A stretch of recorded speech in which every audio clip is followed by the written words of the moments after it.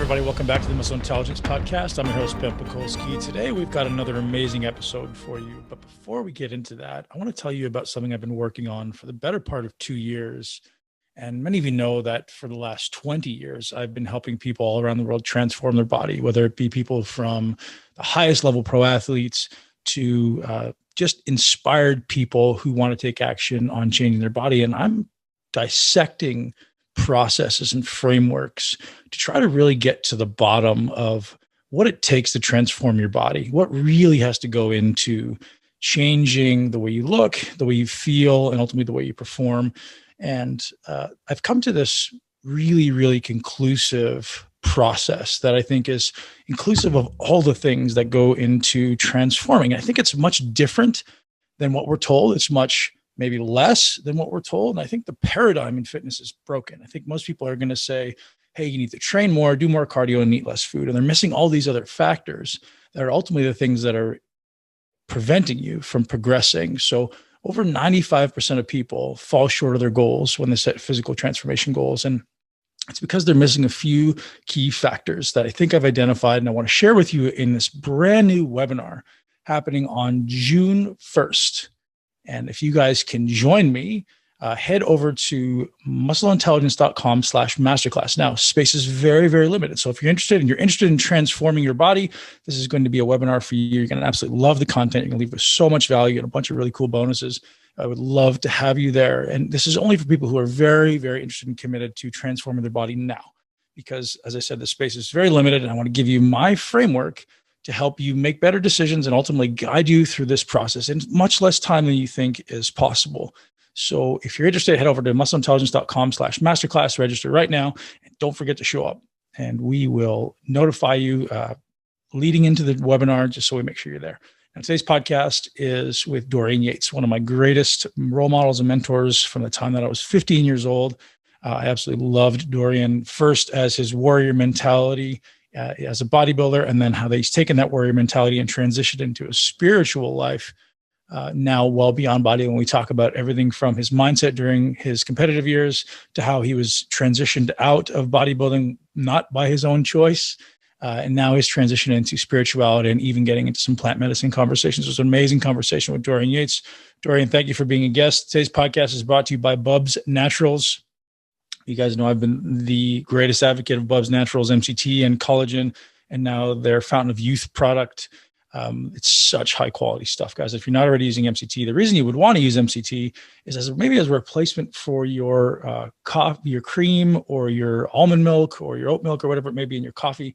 It's so delicious and so creamy, and is actually significantly better as far as health for your microbiome and your brain, immediate brain energy. Is why I use my MCT from Bubs, as well as collagen, which I use in my coffee and in my pre-workout every day, just to make sure that my body has what it needs to repair my hair, skin, and nails. And I love the highest quality product from Bubs. So thanks to Bubs for being a sponsor of today's show. You can head over to bubsnaturals.com and use the code BEN for 20% off, BEN. But thank you guys for being a sponsor, and thank you for being here and listening to this podcast. Don't forget to head over to muscleintelligence.com/masterclass if you want to understand the transformation process and all the mistakes you're making. Enjoy the show with Dorian Yates. We are live with the GOAT, Mr. Dorian Yates. Welcome back, my friend. All right, Ben. How you doing, man? Dude, so good, man. And like I say, the GOAT. Good and tranquil. Yeah, thanks, man. I feel great. I've definitely shifted, like yourself, man. You're a big inspiration for me from afar. As you know, we don't have similar paths with, the yoga on a consistent basis, the exploration of some psychedelic substances, and ultimately just trying to expand consciousness and live long, healthy, and strong, right? Yeah, just trying to be a better version of yourself. I mean, that's what bodybuilding was about. Yeah. Really, for me, it's like it was a challenge, trying to improve myself and trying to change the trajectory of my life. So what does a better version of yourself look like now? So obviously you reached the pinnacle physically. So I'm guessing what a better version of yourself looks like now may transcend into the mindset. Yeah, I mean, the bodybuilding was really, it was physical, but there was always obviously a mental aspect to that, because that's the glue that kind of holds everything together. And maybe a spiritual aspect that I was not really so consciously tuned into, but a little bit aware of it.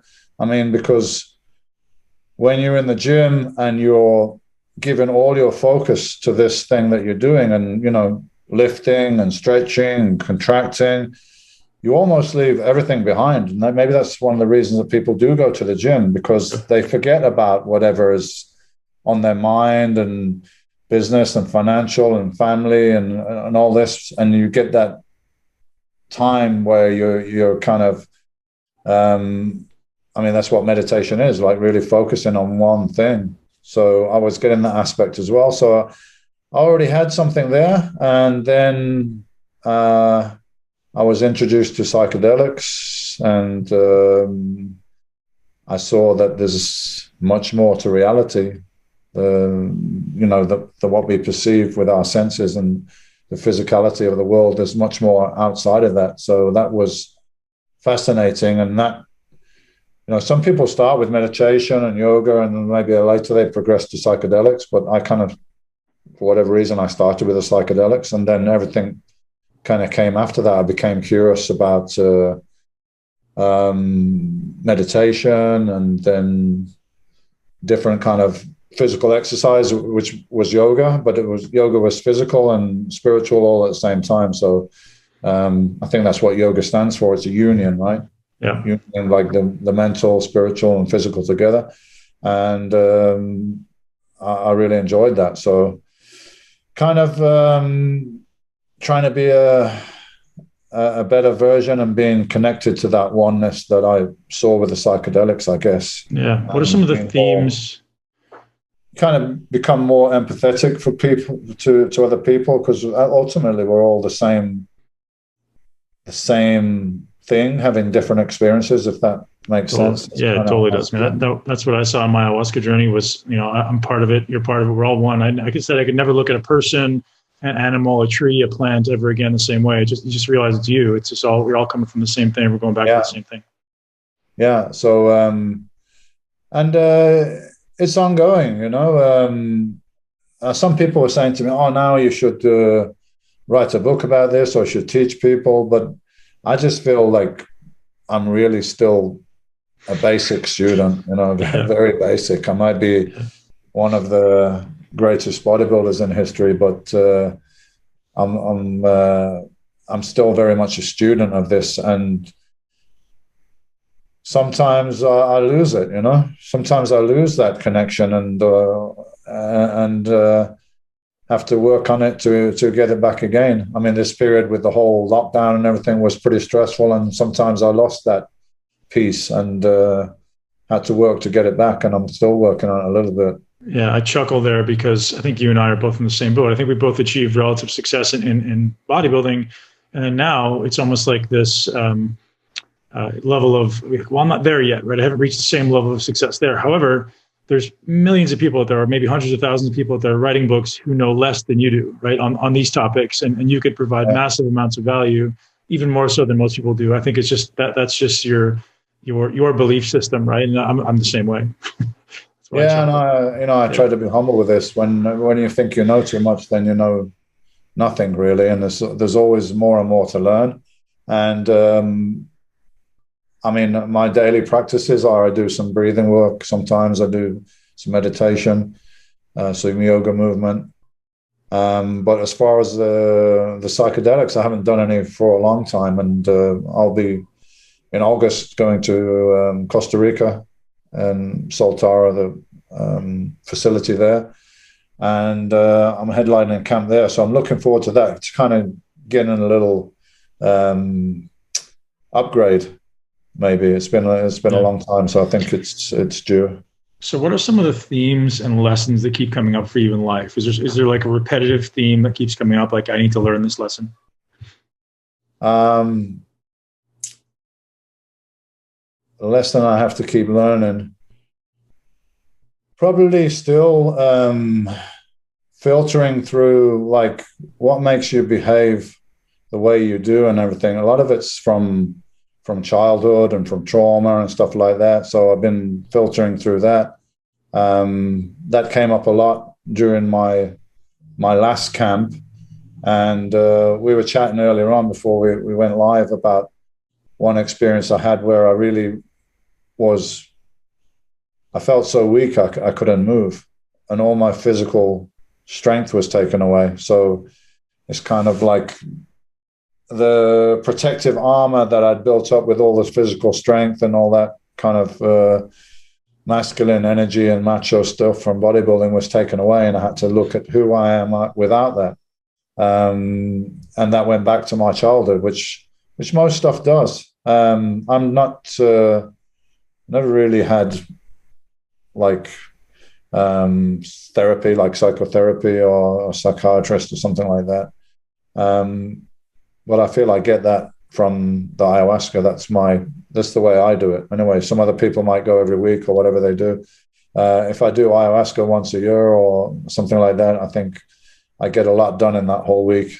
So looking forward to see what comes up next time. Absolutely. You mentioned you never know, man. It's totally different every time. So it's not something that you can really control. You can have some intentions maybe or something you want to work on, but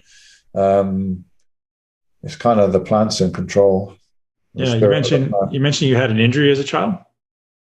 No, I didn't have an injury. I mean, trauma, like as in psychological stuff like that. I lost my father when I was 13, and that's always been probably a big issue, but maybe one I was not so aware of as I am now, going through this process. And you know, it had positives and negatives on my behavior, I believe.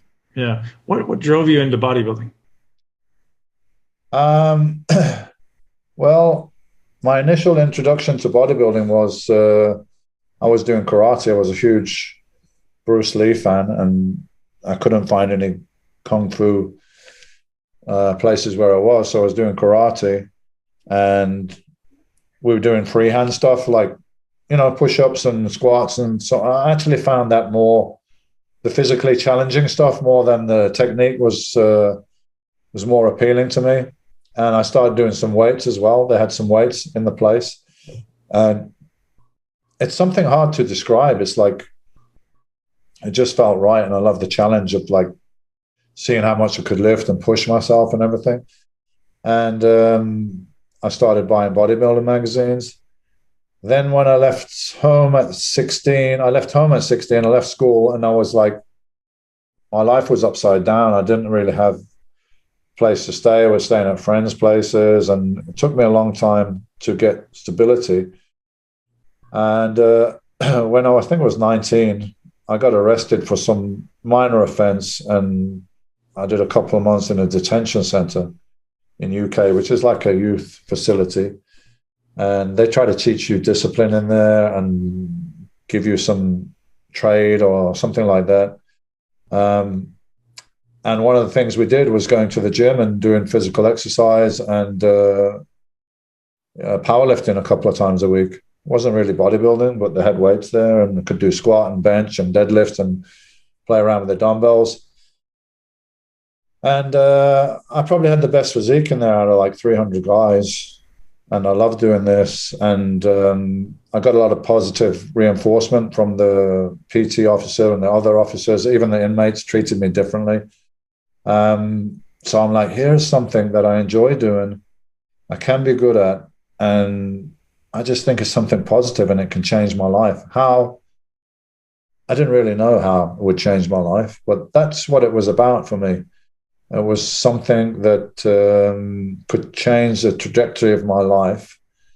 And I wasn't thinking about being a Mr. Olympia or anything like that, but maybe I could do competitions. Maybe I could get a job in a gym. Maybe I could get my own gym. That was like what I was thinking at first. So that's where it all started. And I mean, it snowballed really quickly because I did a competition after about 1.5 years training, and it was a novice competition. And the guys that were running the federation, they all came to see me when I was in the middle of this competition. I was backstage, and they're like, "Who are you? Where are you from? Why are you in a novice competition? In case you don't realize, you're probably like the best heavyweight we've got in the country right now." And I didn't have any idea. I thought I was good for a novice competition. I had a good chance of winning it, but now I see the pictures, I see what they saw. So from that point on,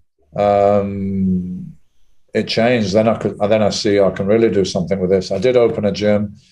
I became British champion fairly quickly and turned pro, and that's a story. So it was a way for me to do something I loved, change my life, and be in control of my destiny, not be, working for somebody else or somebody else kind of controlling the way my life was going. Was there something you always felt relatively confident in when you started bodybuilding, or was there times early on where you remember some struggles, maybe before your first shows? I was confident, fairly confident, but I didn't know. I didn't know how good I was. If I look back at that first contest, I can see what other people saw, but I didn't know I was that good. And I had a picture in my mind. I've been to a few. I think I've been to British Championships and a Mr. Universe, which is held in London. So I saw the guys, and for me, they were like way ahead of me. But they weren't really. They were better than me, but they weren't way ahead of me. So the confidence grew from that point, slowly on, until I thought, I could be a pro, and then maybe I could be a Mr. Olympia. So it was progressing. And of course, at first I had no family backing, no money. But I remember it kind of didn't really bother me. My friends had cars. I didn't have a car because I couldn't afford it. I was just catching the bus all the time and going to the gym and spending all my money on protein and gym memberships and all this stuff. But it felt right. And it felt like it almost felt like I'd done it before. And,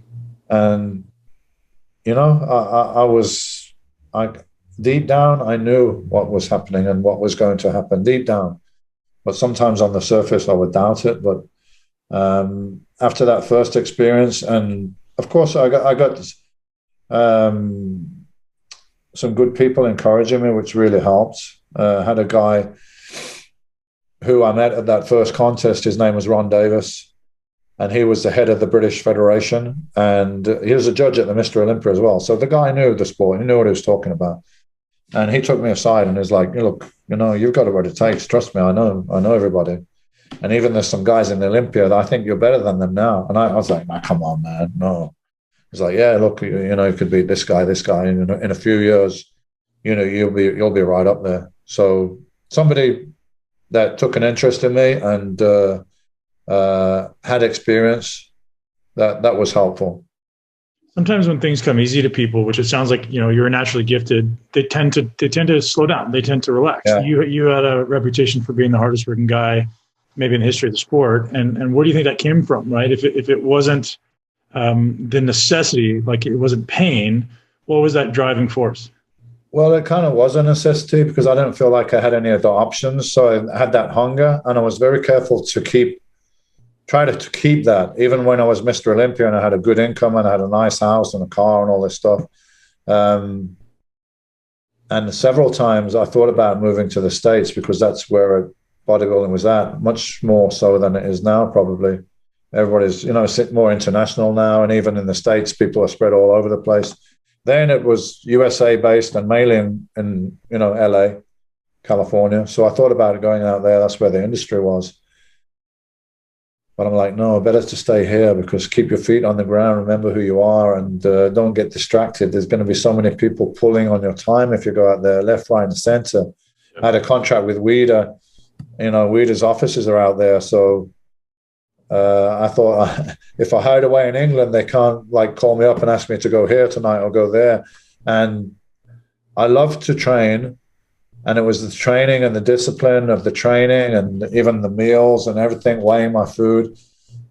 Everything was very precise, and I didn't want to upset that cart. And I saw it happen a few times. Guys that were really great amateurs, they turned pro, and then got everyone pulling at their time, and also everybody giving them advice and opinions. And I remember being second to Lee Haney and then going to speak to people for advice because I thought, I don't really know what I'm doing. I just did my own thing. But I did know what I was doing. It was working for me. Yeah. And sometimes you can get too much advice and too many people pulling in the strings. So I decided to stay in England for my whole career and train in my own gym and around my family and around friends and stuff like that.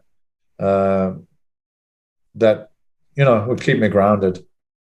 One of the hardest things for people to do that you've gone through and I'm going through now is creating a new identity. So as a bodybuilder, you have this identity, and now you've shifted into creating this new version of yourself. Can you just walk through like some of the struggles? And we talked about it a little in the past. I'd love to hear what you went through and maybe how you overcame it. Well, was a big struggle for me when I retired because everything I did was very calculated.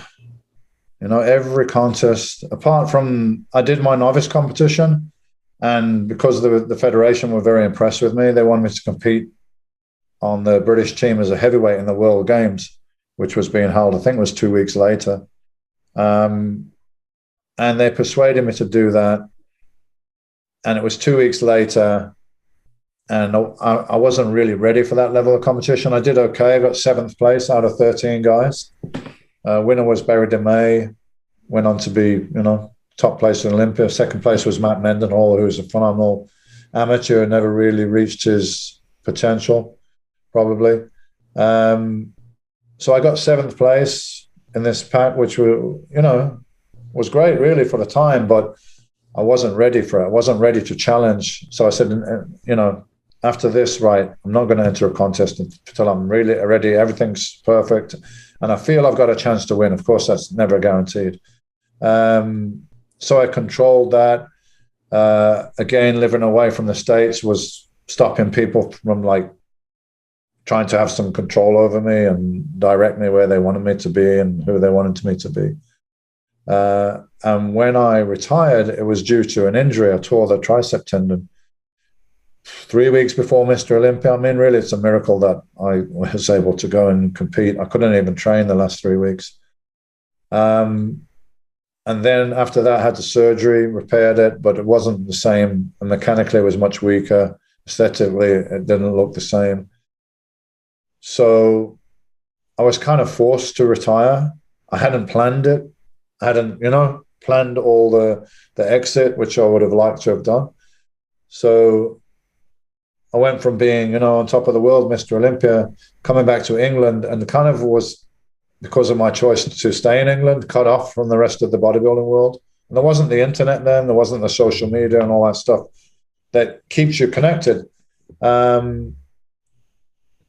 So I was really kind of lost. Who am I now?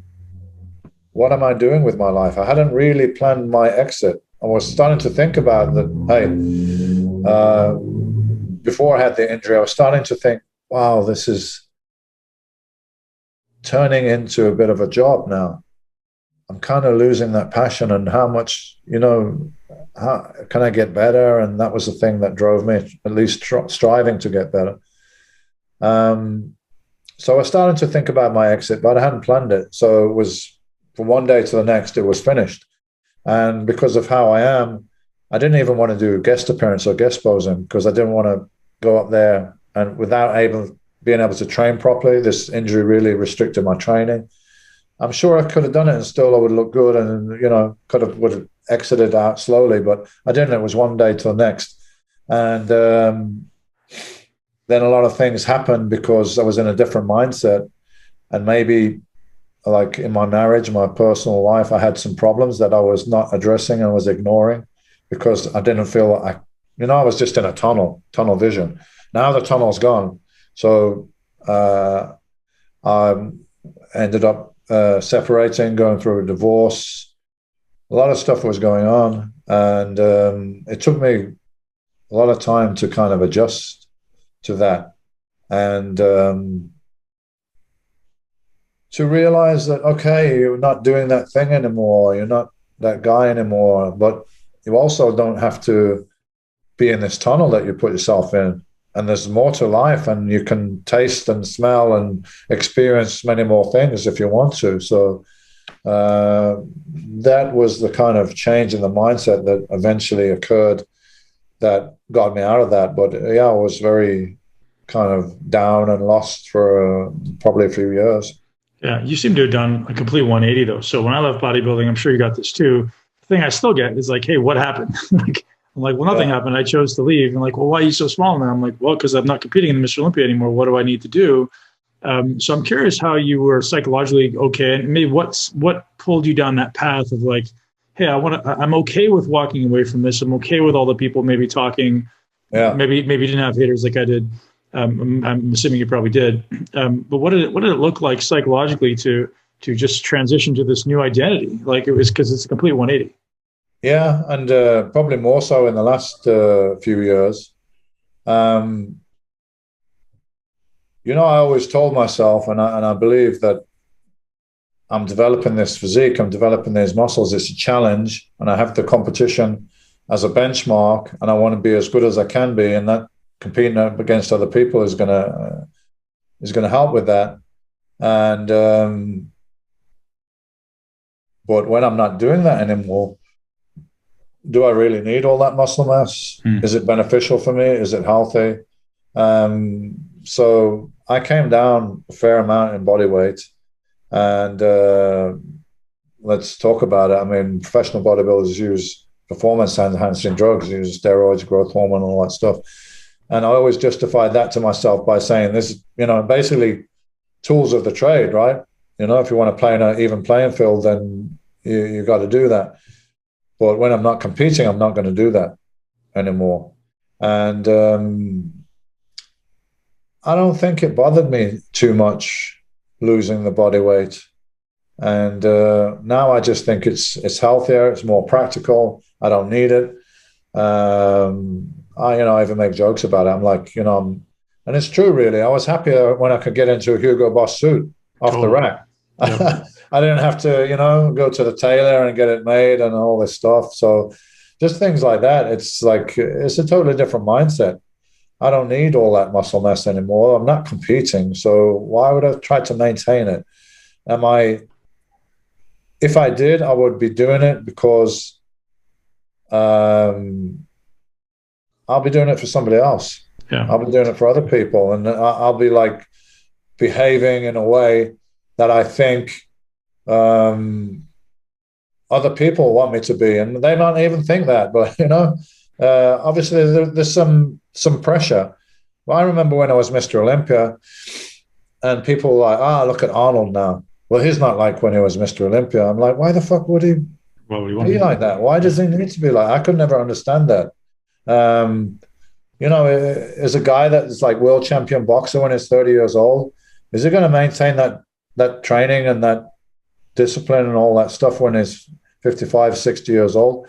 Probably not. It probably might want to keep in shape, but that's what it's all about for me now. It's about keeping in shape, being healthy, being functional, being able to do the things I want to do. That's why I train now, not for the building the statue, so to speak, that I was building before. And that's almost that's how I saw it. I was almost removed from it. Yeah, it wasn't my body. I was working on a project. It was a statue, and I was building it, and I want to make it the biggest and the best that I could. And I feel satisfied that I give it 100%. I couldn't give it any more. I probably pushed too much sometimes, and that's why I ended up getting injured. But I definitely didn't slack. And I'm not sitting back now saying, well, if I'd have done this, I could have been better. Or maybe if I hadn't had that discipline and pushed to that extent, I wouldn't have been Mr. Olympia. So I don't have any regrets about it. I often say that bodybuilding is what I did. It wasn't who I was. And I get a lot of young bodybuilders who are 17, 18 years old. They introduce themselves, hey, I'm a bodybuilder. I'm like, well, are you? Or is that just what you do? And I think when they create that identity, it's really anchored deeply into who you are. When it gets taken away, it can be very, very challenging. So I think you did we all got a picture and an image and who we are. And that's really the ego, right? Yeah. What is the ego? It's your own self-portrait that you project in and that you think that's what you are. But that's transient. That's always probably changing as well. Did you like being a bodybuilder? Did you like being, I'll ask that more specifically. Did you like being massive and getting all the attention from all the people? Like the idea of walking down the street and everyone thinks you're a freak? I could care less about that. Actually, I didn't like it. Anyone that knows me well enough, all the guys from the gym, even in the gym, you would never see my physique. Even in the gym, even my training partner didn't see my physique until maybe 6 or 7 weeks before the Olympia, and I'd do some posing. I would ask a few people to come down, like, hey, do you want to come down to the gym and see me? And like to, get your opinion, maybe a couple of guys that really knew what they were talking about, to get some feedback. My training partner, a couple of people in England that I respected would come down and I would pose for them. And that's when I took the black and white pictures, which became iconic. I mean, they weren't meant for the magazines. They were just meant for my own kind of records. And they got out there and became some of the most popular pictures in bodybuilding, maybe. But that was it. It was a checkup for me before the Olympia with a few people that I respected. So I didn't bodybuild to get to impress people on the street or the beach or whatever. I mean, it's way beyond that. I was doing it for competitions, and I was doing it to see how far can I take this thing that I'm doing. I wasn't a career bodybuilder in that, like, I'm just going to do enough to make my money, and this is a career. The career was great, the money was great, but it was secondary. I'm sure I could have made more money if I'd have been more accessible and wanted to travel more and do more things. But I didn't, because it would interfere with my training. And the training was the thing that got me to where I was. And it was going to, I wanted to see how far I could take this before I finished. Do you think the immediacy of social media changes that in people? Like the immediate reward, like, oh, I need instant gratification, I want to post, changes people's perception, like I don't want to do the long-term work? I think so. I mean, that's the way social media is constructed, right? The people that made social media, they studied like human behavior and psychology and the little dopamine rush you get if somebody makes a nice comment and all this stuff. So it's a totally different game. And also people are making money on social media. So maybe it's a necessary evil now. I don't know if you could be another Dorian Yates, the shadow, who just disappears and nobody sees him, and then he comes at a competition. I don't know if that's possible to do anymore, because you almost need to have a social media for business purposes. So it's changed the whole scene, and now maybe it's good. Nothing is all good or all bad, and that's the way I look at it. Everything is all shades of gray, right? You have good stuff, you have bad stuff. People are making a living now; they don't need to compete. Maybe that's a good thing. Before, we only had one route to success, and that was win competitions, get in the magazines. It's the only avenue you have to publicize yourself, and they're not going to put you in the magazines unless you're winning some kind of top-level competition. Now you have many routes to make a living or be successful in the... Now it's a fitness industry, right? Then it was bodybuilding. Now it's a fitness industry. There's so many different genres in the industry, so to speak. So it's different, man. I don't like to say, I don't want to be one of those old guys that, it was better in my day. But personally, I preferred it like that because I was that person that didn't like publicity. It might seem strange for a bodybuilder because you get on stage in your underwear in front of all these people. But for me, that only happened like once a year at a competition, and maybe a dozen times a year doing guest appearances and stuff like that. Yeah.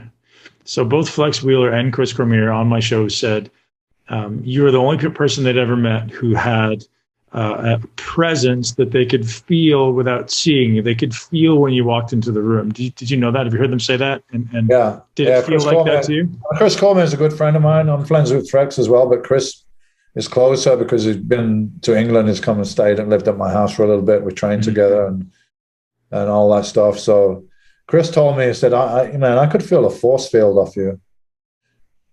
And this is before I got into spiritual work and really understood, maybe on a different level. Now I know what was going on. I mean, I was so focused all the time, 24 hours a day, was just thinking positive, putting all my energy into the training and visualizing and manifesting all the time. And I built up such a level of power, of confidence. By the time I got to the competition, I'm sure it was generating off me. And I went with this kind of this security, this power, because I knew what I put into this, and I knew nobody else was doing this. So you feel like you're on a bit of a different level. And I carried that with me and projected it on stage as well. I mean, the judges can feel it, the audience can feel it. A lot of people didn't like it when I first came along because I never smiled. And up to that point, everyone's always, projecting that, smiling on stage and everything. But I didn't want to project that. It wasn't me. I was just projecting kind of raw power and confidence without being cocky. It was just confidence because I knew what I put into this and I knew what I'd achieved. So it gives you that level of confidence that people can, it's almost palpable, like people can feel it. You completely changed bodybuilding. You kind of ushered in the era of the mass monster with all these guys who followed you. And I think, I mean, from the outsider's perspective, it seemed like you did it with training and they tried to emulate what you did and they pushed the drugs well beyond what it sounded like you did. I'm curious if you have any perspective on, ultimately the drug use and how it's transitioned through the years and how much you think that's impacted the sport in general, right? The public's perception of the sport. And just drugs as a culture, people think of bodybuilding, they think of drugs. And I think before you, there wasn't anyone, maybe it wasn't so like drug centric. And I'm not saying you were the person who ushered in, but because of you, everyone after you was like, I have to be that much bigger. Yeah, that's true. And I think my drug use was fairly moderate until I got to Olympia. And I'm Olympia now, I'm going to make a living from this. So I pushed it a little bit more and even more the last couple of years where I was using insulin. But I didn't get any better the last couple of years. I don't think so. I got a bit bigger in the off season. And I believe in 97, when off season I was at my biggest, probably over 300 pounds. I started to lose a little bit of quality of the physique. And that's what I see now, generally speaking. Of course, maybe not in all cases, but now the guys are bigger, they're rounder, they're fuller, so to speak. But they lost the kind of small details and serrations and separations that used to be around. And maybe that's why. And now, I mean, people doing small competitions are using large amounts of drugs. Sometimes I'm shocked by people that come to see me and what they use, and then they're not even competing or they're doing little competitions. So I think in a way it's kind of damaged the quality of the physiques. And it's curious that maybe people are taking more drugs because of my size and they perceive maybe that's what I did. But I'd like to know why they're not training like me then. So that's exactly where I wanted to go. Is it's become a drug-based culture. People think, oh, if I want to be bigger, I need to take more drugs. But they didn't see the 8 to 10 years of training that you put in, or all the years of training that went in before you were, as successful.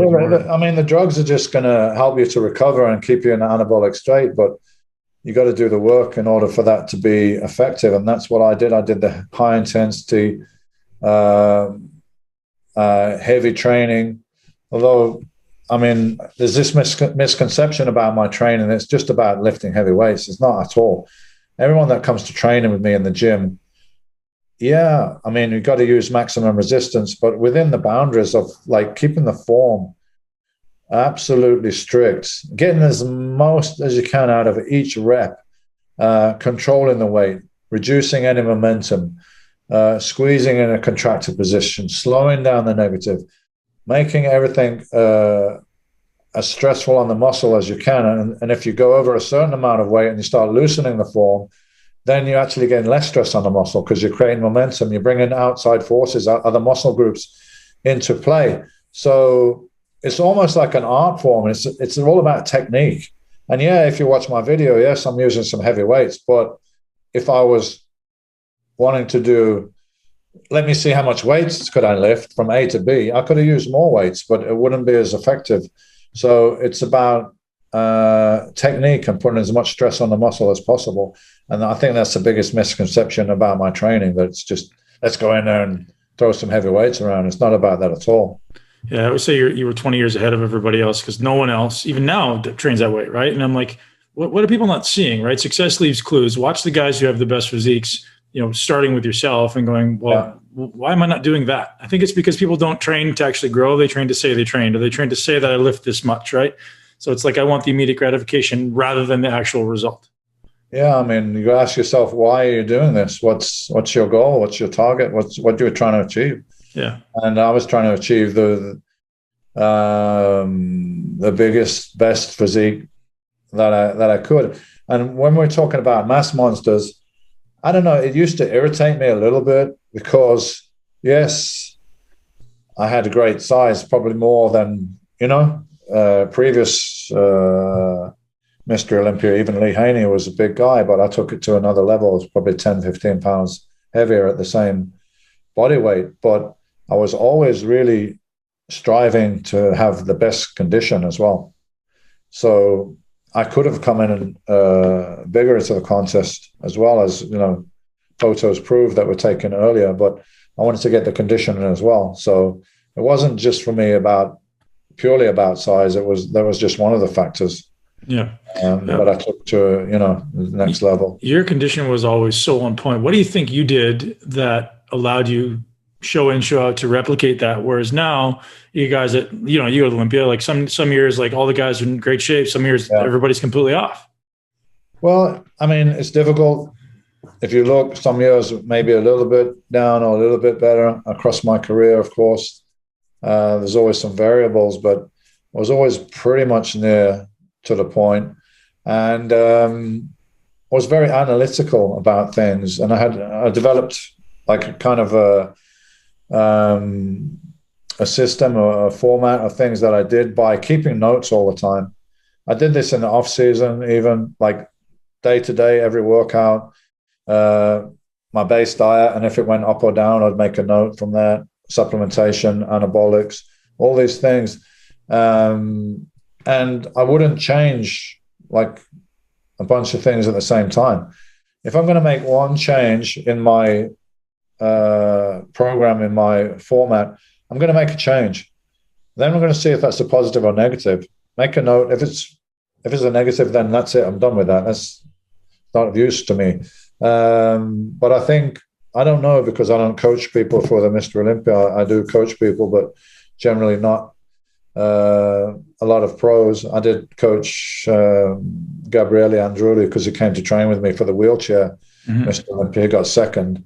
That was fun to work with him. But maybe guys are making too many variables, too many changes at once. And, the power of the mind, of the thought. Once I went into that mode of wanting to get shredded, I was almost obsessed with it. Just almost willing it to happen. And as I said, I had my system of doing things that I got down by the time I was like 2 times Mr. Olympia. And that didn't vary much from year to year. So I pretty much knew what was going to happen, when it was going to happen. And I took photos every week, even, before we had the internet and everything, just take like pictures every week. And then I could look back. And that's how I made the huge change from 92 to 93.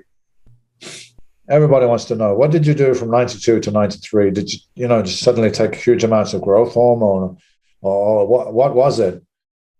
It was me going back and analyzing and looking at those pictures going into 92 and saying, hey, look, 6 weeks out, I'm like 10 or 12 pounds heavier, and I'm coming down every week 2 or 3 pounds, trying to get more and more shredded. Maybe I got a little bit harder, but not much, and I sacrificed all that size. So, okay, next year, I'm going to learn that lesson. I'm not going to do that. I probably still overshot a little bit because I'm an overdoer, I'm an overachiever. So I always went over a little bit more than necessary, but better to be a little bit too light than a little bit too heavy. That's the way I looked at it. So what did the diet look like? The diet, sufficient amount of protein. What is that? Going for the Olympia, I was probably on like around 1.5 grams of protein for a pound of body weight. Like mostly the typical chicken, fish, and egg whites, or what? I was mostly chicken, turkey, a lot of egg whites with a few egg yellows, which now I would probably just use the whole eggs because I understand now the protein is more complete and fat is not evil. Like we're still a little bit influenced by the fat then, keeping it very low. Beef, yeah, maybe once a day I was having beef, but not a lot. So it was mainly chicken breast, turkey breast, eggs, egg whites, and protein supplement, which is something I always used. I got into a habit of using that when I was younger because when I first started, I was working, didn't have time sometimes to have chicken breast and so on. So I always kept that in, and it's something people were like, "Oh, how can you get ready for a show with protein supplement?" Well, I always did, and I just cut it out 3 or 4 days before, and that was it, and never affected my conditioning. So I'd have 1 or 2 shakes a day, even when I was getting ready for a competition. So that was my protein. Carbs, that was really the difference between the off season and getting ready for competition. The carbohydrates came down, but slowly I might start on maybe going from 800 grams a day in the off season to 550, 600, and increase the cardio, and then slowly I might chip that down as needed, as I'm observing, as I'm weighing myself, as I'm looking in the mirror. But yeah, maybe 400 grams of carb would be the lowest I would go until the last week, and then I would drop down for a few days and load up and so on. You always did your own prep? Yeah, I did my own prep, did my own training, did my own anabolics, did everything. I mean, I would talk to people, I would see their opinions, people I respected. I would read books, I would read magazines. But in the end, I was the one that had to control all that and make the decision, yay or nay. And it was me keeping the records. Like my body was like an experiment. It was keeping all my training logs. It was keeping all, if I changed my frequency or, did more or less, I'd keep a note what's happening. Same with the diet, same with the anabolic supplements, everything. So I got this whole library of feedback that I can look at.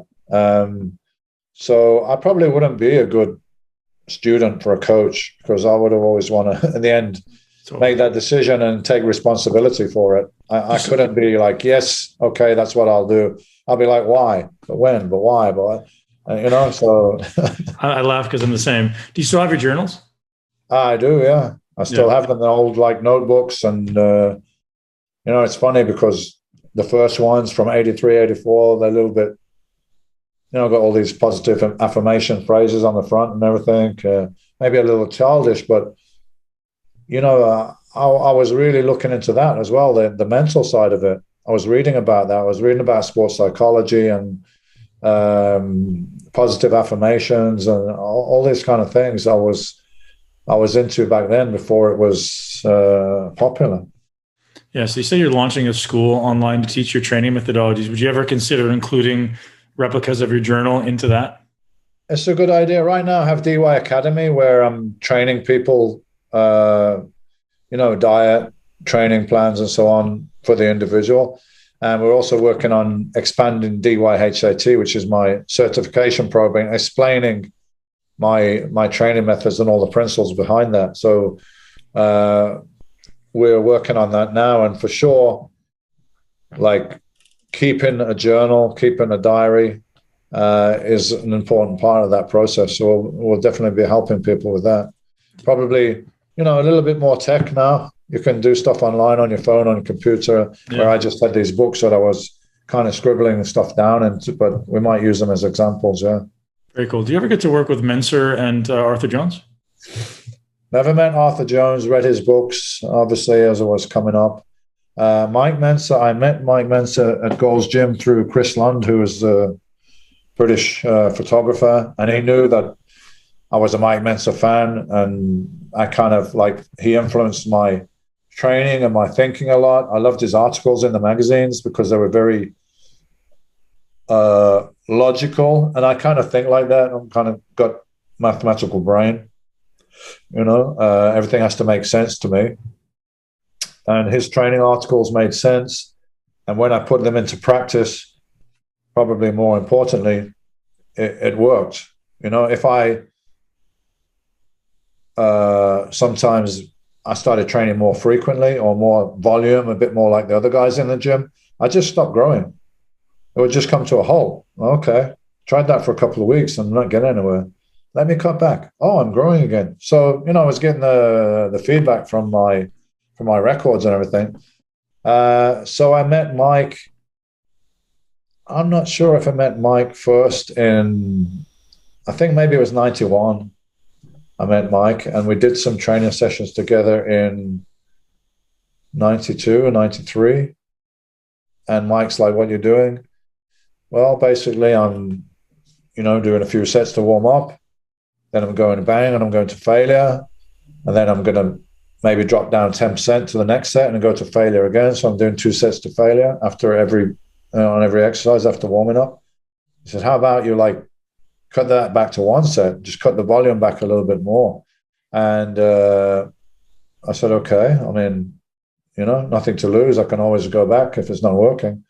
And I do believe I got another little spurt of growth at that point by cutting the volume back. Because there was this myth in bodybuilding, I think is a myth. When I started reading the magazines, it was like,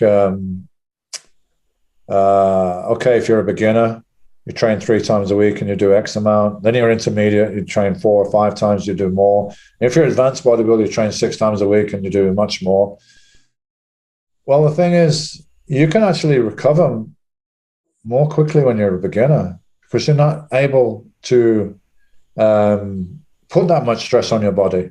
Right. Let's say you're a beginner, just for argument's sake, you can go in and you can squat 100 pounds for 10 reps. Many years later, you're squatting 400 or 500 pounds. Well, yeah, your muscles have got stronger and bigger, but your nervous system and everything that has to recover from all that stress is just the same as in day one. Mm-hmm. So I think as an advanced bodybuilder, you have to be more careful about your recovery. Of course, it may be that when you're a beginner, you weren't taking anabolics, and when you're advanced, you're taking anabolics, and this can really enhance your recovery. So that has to be taken into account. But all things being equal, a beginner can recover more quickly than an advanced bodybuilder. Yeah, absolutely. And when I was a beginner, I was training each body part maybe once every 4 or 5 days. As Mr. Olympia, it was once every 6 or 7 days. So I was training a little bit less frequently as well.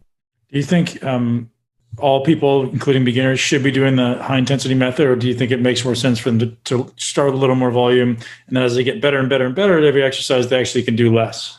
A little bit more volume, not hugely, but maybe a little bit more, because you've got to get that mind muscle pathway going, and that takes a little bit of practice. So if I had a beginner, I'd probably get them doing 2 sets where they're really pushing, trying to go to failure, or as opposed to 1 that I do with more advanced people. And maybe training a little bit more frequently. I used to split my body parts into 2 or 3. Over the years, it changed 2 or 3 different workouts. And as I was pro bodybuilder, it was 4 different workouts. So I ended up training once a week or once every 6 days. When I was a beginner, I was training 3 times a week or every other day, but only split in 2 or 3 ways. So each body part was getting hit like every 4 or 5 days, a little bit more frequently. So yeah, you're not able to really generate so much intensity or force or whatever you want to call it when you're a beginner. So you need to learn. You need to learn the pathways of the movement, learn to mind-muscle connection. So a little bit more volume, but not as much as people normally recommend, probably. Shift gears and talk a little bit about your spiritual journey after bodybuilding. So we touched on it a little bit, but I'm curious, was it something that was kind of stimulated or spurred on by the identity shift that happened when you're leaving bodybuilding? Maybe you're going through a hard time, or what was kind of the catalyst for you getting into meditation, ayahuasca, yoga, etc.? It took me a long time, man, because at some point I just wanted to have fun. I just wanted to have fun. That started out with me traveling, and one of my passions all my life, I've been an animal lover. And as Mr. Olympia, I was sponsoring mountain gorillas in Uganda and Rwanda. and reading about this and getting all the reports and listening to it. But I was like, I can't take time to go out there. So after I retired, I took a trip out there, which was amazing. I've been a couple of times now. I went on safari in Africa. We went on family holidays, all this kind of stuff. And then after I got divorced, I wanted to be, Mr. Playboy. So I was doing the party scene and everything for years. And I think that's where we first met. Sorry? Yeah, I think I met you in Canada, man. I was like, if I do something, I tend to do it a little bit to the limit. So, I was partying all around the world, and Chris was one of the guys that introduced me to a lot of that. Yeah. And with this came the alcohol, recreational drugs, and so on. And after a while, that became like, it was fun at first, but after a while, it kind of like my body and my mind was telling me this, you need to stop this stuff. Actually, it's a funny story, and like, please, kids, don't do this at home. Okay, so I went to Brazil, and I met Gal, who's my wife now, who's one of the stabilizing factors in my life. She probably came in my life at the right time before, things went really bad, probably. Anyway, I went to Brazil, and I met her, and we did some seminar together. And I said, hey, you want to come out to the Amazon? I know this guy in Amazon. I've been there before. He's got a boat, and we can go out on the Amazon River, and it's great. So yeah, we decided to do that. But so the guy with the boat, I said to him, hey, can you get this drink, this ayahuasca stuff? This was before it was like in the mainstream consciousness. I just heard about it because I spent some time in Amsterdam, and I used to spend a lot of time in the bookstores there, and I read about it, and this drink that takes you on a spiritual journey and gives you all these answers. So I said, hey, can you get this stuff? He's like, yeah, I can get it, at a price, obviously. So we're going to go on this boat, and I'm going to do this ayahuasca on the night when we kind of, moor the boats and stuff like that. There was a plan. But the night before this, I was out drinking and doing lines of coke in the bar, and I knew nothing about ayahuasca. The guys I was with didn't really know anything about it. So 24 hours later, after drinking alcohol and doing drugs, I'm taking this ayahuasca on the beach. It just really fucked me up, man. It just made me so sick and so ill. And I just, after that, I was like, fuck this shit. This is no good. But then I remembered, like, what was happening. You're having this experience, and you're thrown up, and you feel terrible. You feel like you're dying. And in my head, I was like, where's my visions? Where's my information, all this stuff? And I remember I had a voice in my head that was just saying, stop poisoning yourself. Yeah, but what? No. Stop poisoning yourself. Like, repetitively, stop poisoning yourself. So that was the message. Then, years later, I did DMT. I smoked DMT, and I had this amazing experience for 10 minutes where I just left this place and went into the oneness and connectiveness of everything. I had all these answers, and I thought, wow, this is the stuff, yeah. And ayahuasca, yeah, I don't need that. That's no good. And then I was doing yoga. I started doing yoga because my back was getting a bit tight, and I don't know, something just guided me to yoga. I bought a book about it, started reading about it. I found a teacher. I started doing private lessons of yoga and really enjoying it. Then I was going through a real tough time with the business, and I was getting kind of down and depressed and really stressed out from this business situation. And my yoga teacher said, hey, I'm going to this ceremony in a couple of weeks, ayahuasca. Maybe you want to come. Maybe it'd be good for you. I'm like, nah, I don't know, man. Like, I did that stuff before, and it didn't do much for me. I did DMT. That's much better. And I don't know. I'll let you know. I left it like that. Then I had this friend of mine, a girl that, it's a long story, but she came to me for help, whatever reason. I don't know why she thought I could help her, but she was agoraphobic. She had trauma in her life. She couldn't leave her house. She said, but I'm going to come with my husband to meet you at this expo if you'll meet me. I said, yeah, sure. Happy to meet you, spend some time together. Anyway, that developed into a friendship and so on. And she called me one day. She said, "I need to talk to you. I had some visions with you, and I don't know what it means, but I need to tell you." So, okay. I said, "What's going on?" She said, I was painting. You know, she does art. So she was painting. She said, I was painting, and I was painting for hours, and I went into a trance. And I had this vision, and the vision was 3 little Indian native-looking guys crouched on the floor, and they had like a big tub or something full of liquid, and they were stirring it with a stick, and they was calling your name, like Dorian, Dorian, Dorian. She said, "Does it mean anything to you?" I'm like, "What? Are you kidding me?" I said, "That's ayahuasca. It's definitely ayahuasca. That's how they make it." And I've been invited to an ayahuasca camp next week, and I didn't know if I'm going or I'm not going. So she said, you know, obviously you've got to go. So, sorry, I lost my screen. You still see me? Yeah, I still got you. I don't know what's going on with this Zoom. I can't read you. I can't see you. But anyway, so that was a message to me from the ayahuasca, from the plant, I guess. And that's how it works, man. It's something like really unbelievable. Like you can't understand the intelligence of this plant. It was calling me. And, you know, so I went to the camp and I had a great experience, and all the stress from this situation literally went away overnight. It was such a positive experience.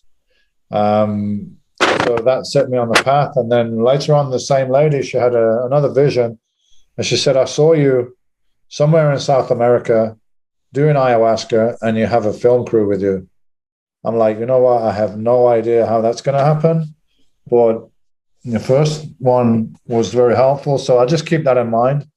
And then later on, I did go to Costa Rica, had Generation Iron come with me, and they filmed some of the ceremony there. So it's a crazy intelligence that this plant has. So it wanted me to come there. And because I went there, I brought other people there that needed to be there as well, I believe. That's amazing. So this is a movie people are able to watch. You want to tell us where we can watch it? Yeah, it's called First Mass Monster, and I'm not sure where it is now. It's on iTunes and Vimeo. There was talk about it being on Netflix, but I'm not sure if that's happening or when it's happening. But it's out there. It's been out for about a year now, I think. Amazing, man. And also your DY HIT certification or your DY training. You want to tell people where they can find more about that? We're still working on it. There's dyhit.com. You can go there. And if you want to work with me on your, you know, your training plan and your diet and everything, we got a site up for that. It's called dyacademy.co.uk. So you can go there. There's different levels of assistance you can get. And everything's coming from myself. Like you get your personal program, diet, and depending on what your goals are and so on. And you can communicate with me and get advice and so on. So people might want to look there if they're interested in training with me.